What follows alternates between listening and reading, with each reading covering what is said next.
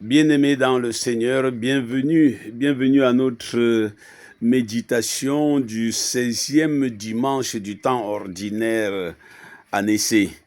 L'essentiel des textes qui nous sont proposés ce dimanche mettent en lumière la valeur, la beauté de l'hospitalité. À travers l'hospitalité et nous dirons l'accueil de l'étranger, pour être plus précis, à travers cette valeur de Dieu, nous accueillons Dieu et la promesse de Dieu se réalise chez nous. La promesse de Dieu se réalise en nous. Je crois que ce thème est assez intéressant et assez beau pour nous qui vivons dans un monde de plus en plus divisé, ou un monde dans lequel l'étranger est perçu comme une menace, comme un danger. L'idée que l'étranger soit une menace, un danger, c'est la menace, c'est le sentiment, je pourrais dire primaire, grégaire, sinon animal, qui anime toutes les civilisations du monde. Quand un étranger arrive quelque part, les yeux sont tournés. C'est du nouveau. Et le nouveau est toujours embêtant. Donc, le grand risque est de croire qu'il est un danger. D'ailleurs, nous voyons dans les zones qui accueillent les déplacés de guerre, nous voyons le plus souvent que lorsqu'il y a un vol, la première catégorie de personnes qu'on se met à soupçonner, ce sont les étrangers. Il n'a qu'à voir comment les étrangers sont surveillés à la loupe dans nos villages, dans nos communautés. Il n'y a aussi qu'à voir comment les commerçants traitent avec les personnes étrangères. Les prix sont augmentés, etc. Donc voilà la première chose. L'étranger est une personne fragile, le plus souvent. Le premier coupable de nos maux, de nos souffrances, c'est sur lui qu'on décharge nos premiers soupçons. La première lecture nous parle d'une histoire vécue par Abraham et Sarah. Il y a deux catégories de personnes, c'est-à-dire Abraham et Sarah, qui sont chez eux, et il y a trois étrangers qui font semblant de passer. L'histoire raconte que quand sous un soleil ardent, sous un soleil assommant, Abraham voit ces étrangers qui font semblant de passer seulement. Ils font semblant de partir. Mais Abraham est une personne qui a déjà rencontré Dieu. Abraham est une personne qui a eu à causer avec Dieu.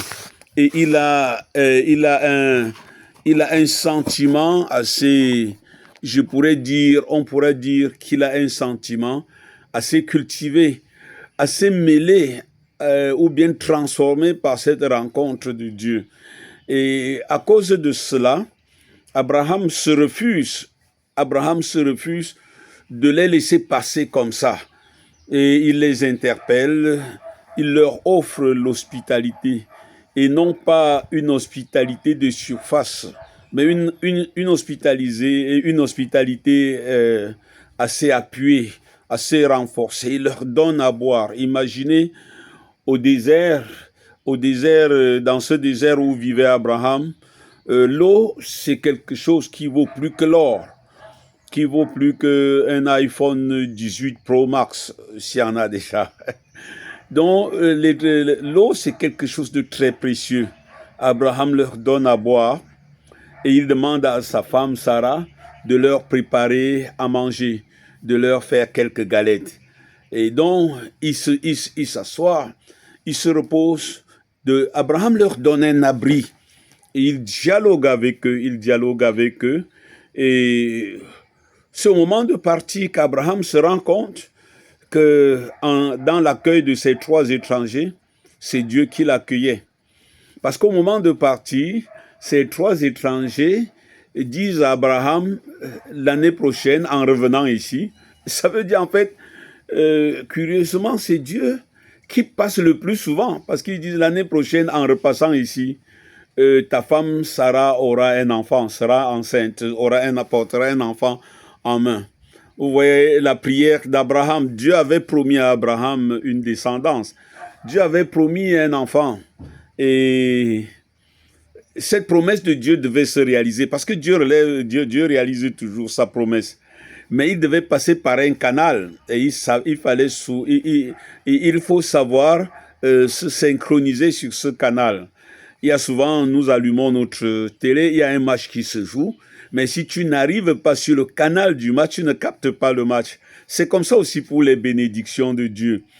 Dieu nous fait des promesses qu'il va toujours réaliser. Mais il faut aller sur le canal de cette grâce. Et le canal de cette grâce, aujourd'hui, il y a l'hospitalité et la charité. Et quand Abraham offre cette hospitalité, une hospitalité renforcée par l'attention, l'écoute et la charité, le partage. Quand Abraham offre à ses étrangers cette hospitalité, alors voilà comment les écluses du ciel s'ouvrent pour lui. Ce qu'il avait demandé à Dieu arrive et réalisé. Les 3 visiteurs mystérieux, mais ils sont apparemment c'était pas des personnes mystérieuses, c'était des personnes ordinaires qui faisaient semblant de passer, qui étaient comme en voyage. Abraham les accueille, il leur donne l'hospitalité et il leur donne aussi son attention et toute la disponibilité de sa maison. Par là, la parole de Dieu nous montre l'importance, le caractère divin de l'accueil de l'autre, le caractère divin de l'étranger. Le plus souvent, l'étranger n'est pas seulement un étranger. L'étranger, c'est Dieu. L'étranger, c'est Dieu qui vient nous rendre visite. Et il voit si nous voulons l'accueillir ou pas. Le plus souvent, nous demandons des choses à Dieu.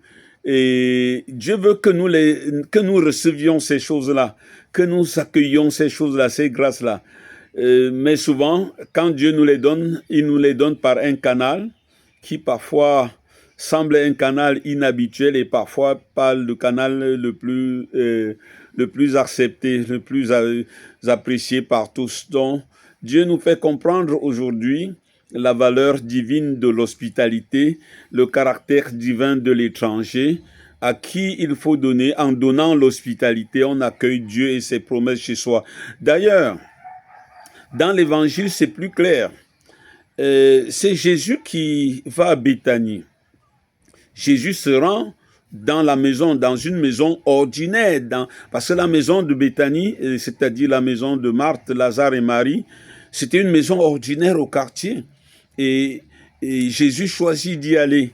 Et nous comprenons que Dieu ne se rencontre pas seulement à l'église, il ne se rencontre pas seulement dans les sanctuaires. C'est vrai que quand nous entrons dans un sanctuaire, il y a l'émotion, il y a cette émotion divine. Quand nous entrons dans certaines églises, il y a cette émotion divine qui nous montre que Dieu nous accueille, parce que c'est Dieu le premier qui nous accueille. Mais aussi dans le quotidien, Dieu veut que nous l'accueillions. Dieu veut que nous l'accueillions. Et nous avons déjà vu avec Abraham comment il a accueilli Dieu sans s'en rendre compte, en accueillant simplement l'étranger.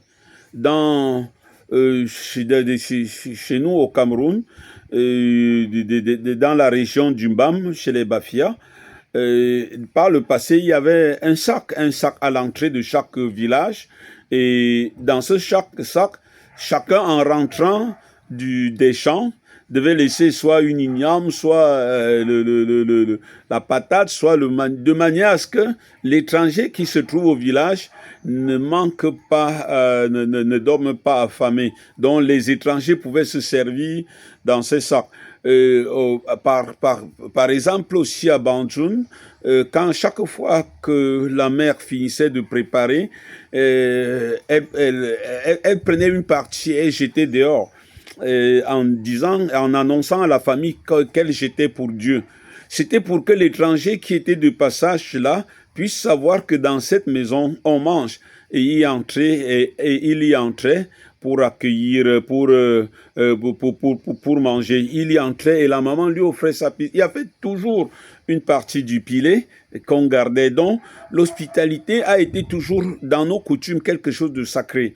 C'est ce monde de profit, c'est ce monde de concurrence qui a fait de l'étranger, ou bien surtout le monde politique, qui a fait de l'étranger un danger, de l'étranger un thème politique, au point où on croit que pour satisfaire les gens, il faille faire de l'étranger un danger. Alors Jésus se rend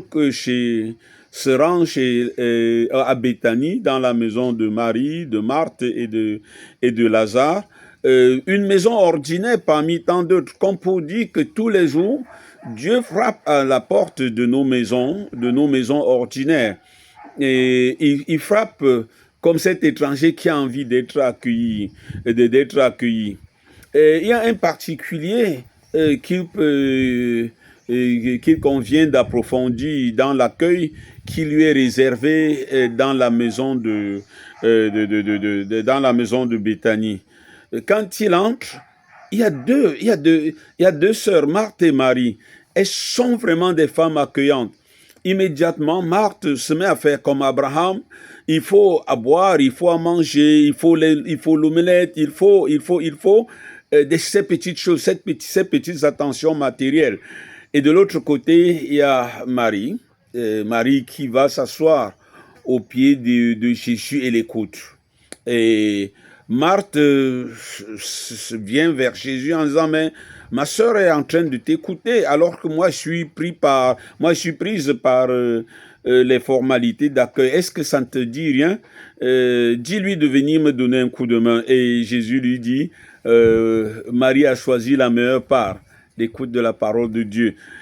Ici, nous retrouvons un thème qui revient souvent, l'opposition entre l'action et la contemplation. Beaucoup de personnes disent de nos jours que une main qui aide vaut mieux qu'une bouche qui prie. Il ne faut pas opposer cela. Jésus n'oppose pas. Il dit la meilleure part. La meilleure part, c'est une distinction qualitative. C'est d'ailleurs même pour dire que la prière est la source de l'action. La contemplation de Dieu est la source d'une bonne action. Et nous comprenons que ceux qui disent « je fais le bien, je ne vais pas à la messe, je ne prie pas, mais je fais le bien », ils coupent l'agir de sa source qui doit être la contemplation, qui doit être l'écoute de la parole de Dieu. Jésus, donc, dans sa réponse, met en lien la contemplation et l'action. Quand nous contemplons, quand nous allons écouter Dieu, nous recevons de lui la volonté que nous appliquons. Si nous voulons faire la volonté de Dieu, il faut déjà aller écouter cette volonté de Dieu. Donc voilà pourquoi dans les monastères bénédictins, au fronton, du portail, on écrit souvent « ora et labora », c'est-à-dire « prie et travaille » ou bien « travaille et prie » pour celui qui... Mais on n'oppose pas les deux. Et donc, voilà, frères et sœurs, en ce dimanche, en ce 16e dimanche du temps ordinaire, Dieu nous montre le caractère divin de l'hospitalité et nous montre comment une hospitalité ou bien une action caritative de qualité prend sa source toujours dans la parole. Que le Seigneur nous donne, comme Marie, d'aimer sa parole, de nous nourrir de sa parole. Et Marthe n'est pas une femme agitée. Beaucoup de personnes ne connaissent pas Marthe. On a l'impression que Marthe écoutera cette parole et ça la transformera parce que si nous nous souvenons de la mort de Lazare, et quand Jésus vient, avez-vous déjà écouté le dialogue entre Marthe et Jésus? Marthe dit, je sais que mon frère ressuscitera. Je suis donc, si tu avais été là, mon frère ne serait pas mort. Donc, il reparle de la puissance de Dieu. Et voilà, frères et sœurs, si il fallait résumer aujourd'hui, la charité, l'hospitalité a quelque chose de divin. C'est par l'hospitalité que nous avons le canal à travers lequel Dieu réalise ses promesses, ce qu'il a promis. Dieu réalise toujours ses promesses, mais il nous faut ouvrir le canal, il nous faut toucher le canal. Et pour que ce canal soit fonctionnel, il faut aussi une forte dose de la parole de Dieu et de la prière. Ora et labora. Bon dimanche et à dimanche.